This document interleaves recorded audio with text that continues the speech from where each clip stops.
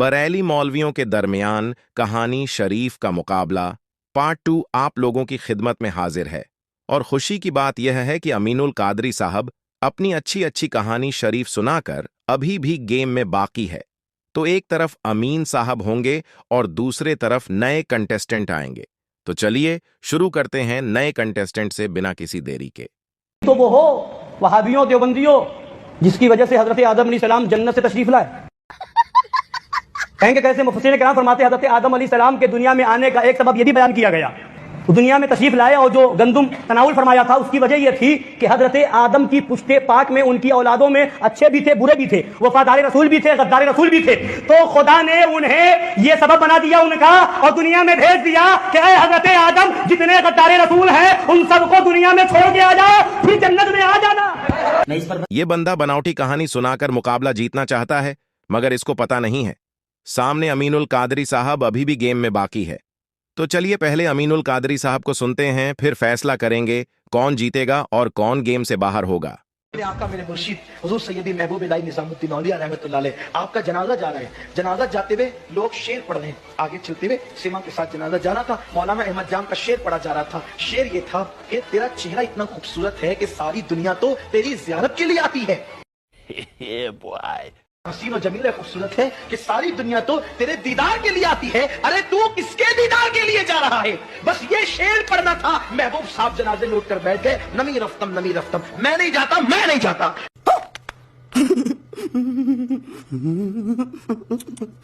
फिर उसके बाद ख्वाजा नसीरुद्दीन चिरागी दहलवी ने हाथ जोड़े, हुजूर ये शरीयत का लोग मजाक न उड़ाए। फिर चादर ओढ़ करके हमारे यहाँ ऐसा ही होता है। दोनों आदमी की कहानी एकदम बकवास थी, मगर इन दोनों को एक मौका और देते हैं ताकि यह दोनों कहानी बदल कर सुनाएं और फैसला करने में आसानी हो।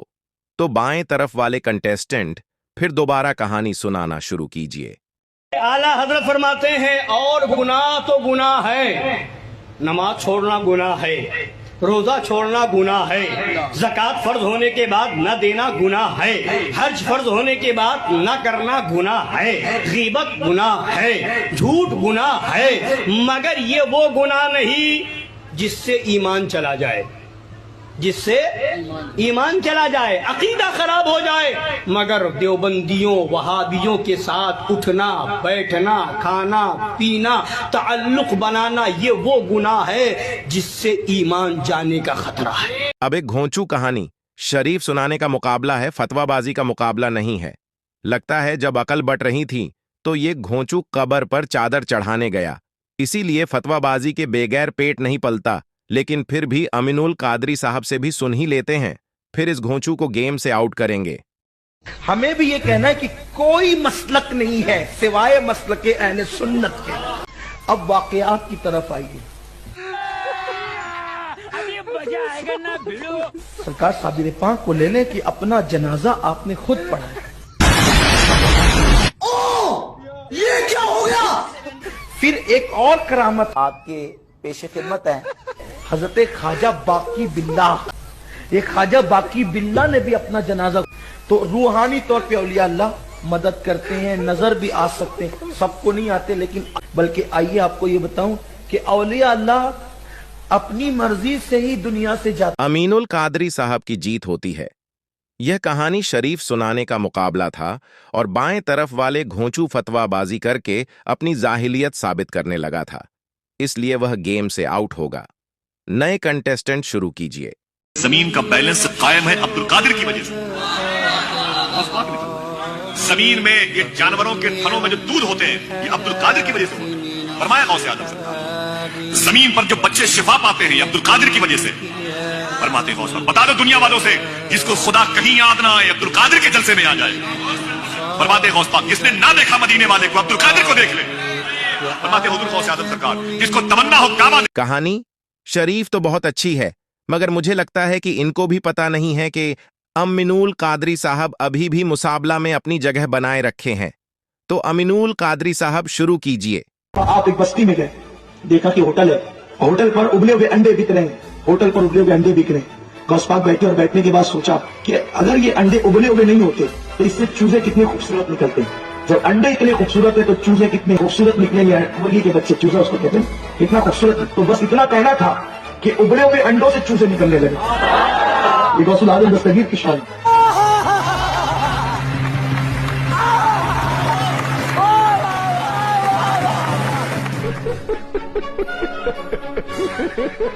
दोनों की कहानी शरीफ अच्छी है।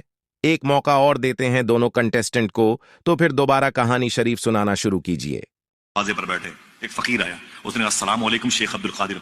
गौस पाक फरमाते हैं वालेकुम अस्सलाम व रहमतुल्लाह, वालेकुम अस्सलाम व रहमतुल्लाह। फकीर ठहर गया, उसने कहा शेख अब्दुल कादिर का क्या बात, मैंने एक मरतबे सलाम किया और आपने 2 मरतबे जवाब दिया। गौस पाक फरमाते हैं उसकी वजह यह है 5 साल पहले भी तुम इधर से गुजरे थे, उस वक्त मैं अपनी माँ के पेट में था, उस वक्त भी तुमने सलाम किया, तेरे सलाम को मेरी माँ ने नहीं सुना, मैं अपनी माँ के पेट में होकर सुन रहा था, मैंने सोचा जवाब दूंगा तो मेरी माँ डर जाएगी, आज मैंने 2 मरतबे जवाब देके पिछला हिसाब चुका दिया हूं। आपकी कहानी फिर बहुत अच्छी है, मगर अब अमीन साहब शुरू करेंगे। हजरत शेख अली इब्ने हेती फरमाते हैं कि मैं 29 रमजान को आपकी बारगाह में गया तो मैंने देखा कि एक खूबसूरत जवान बड़ा सजा धजा था और बड़ा खुश था, तो वो जो है वो निकल करके जा रहा था। मैंने कहा हजरत कितना खूबसूरत है, कितना सज धज के है और कितना खुश है, कौन था ये? गौस पाक मुस्कुरा के कहते हैं वो ईद का चांद था, वो कोई इंसान नहीं था, वो कौन था? ईद का चांद था। और मुझसे इजाजत लेने आया था, हजरत 29 को निकलना है कि 30 को निकलना है? अमीन साहब की कहानी शरीफ बहुत अच्छी थी और अमीन साहब दूसरे मौलवी से बाजी ले गए, तो दूसरे कंटेस्टेंट गेम से बाहर होंगे। नए कंटेस्टेंट आगे शुरू करें। बस मुर्दा जिंदा हो जाता था, गौसे आज़म कब्र के करीब खड़े होते हैं, खड़े होने के बाद कब्र की तरफ निगाह डालते हैं, आपके चेहरे पर जलाल के आसार नमूदार होते हैं, तुम बेइज़्निल्लाह फरमाते हैं कब्र नहीं शक होती, तुम बेइज़्निल्लाह कब्र शक नहीं होती। गौसे आज़म को जलाल आया, कब्र पर एक ठोकर मारी और तुम बेइज़्नी मुर्दे जिंदा हो जा मेरे हुक्म से, कब्र फटती है, मुर्दा उठता है और कव्वाली पढ़ता हुआ गौसे आज़म के कदमों पर निसार हो जाता है। कहानी बहुत अच्छी है, मगर फैसला अभी भी बाकी है। कुछ लोग सुन्नियों को ताना देते हैं, ये कुंडे की नास न्यास क्या, ये 11वीं क्या, ये 12वीं क्या, ये कुरान में है क्या, वो हदीस में है क्या? हमने कहा कुरान हदीस में सब है, मगर ढूंढने वालों को मिलता है, आवारा गर्दी करने वालों को नहीं मिलता। कुंडा किधर, ये किधर, वो के? हमने कहा हदीस में भूखों को खाना खिलाना, भूखों को खाना खिला। हमारे बुजुर्गों ने क्या किया कि चलो भूखों को ही खिलाना है, तो आदमी ऐसे मसरूफियत की वजह से तो भूल भी जाता है, भाई जहन से निकल जाती बात, कितना खिलाएगा, तो मौका बना दो। 11वीं आए तो गौस पाक के नाम पे खिला दे, 6ठी आए तो गरीब नवाज के नाम पे खिला दे, मिलादुन नबी आए तो मिलाद के नाम पे खिला दे, 22वीं आए तो कुंडे की न्याज इमाम जाफर सादिक के नाम पे खिला दे, खिलाता रहे। जीत अमीन साहब की होगी और अगले वीडियो पार्ट 3 में अमीन साहब फिर नजर आएंगे। तो आप लोग किसको जिताना चाहते हैं कमेंट में बता सकते हैं।